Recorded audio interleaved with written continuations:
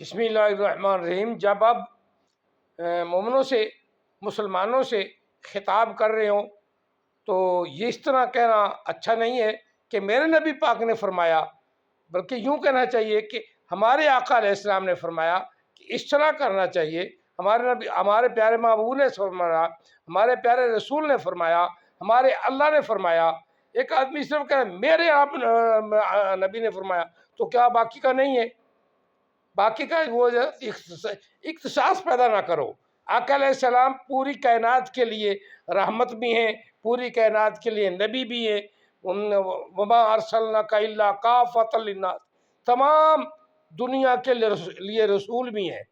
تو جب آپ خطاب کر رہے ہیں تو اچھے الفاظ، سونے الفاظ جن میں دوسرے بھی شریک ہوں، استعمال فرمایا کریں۔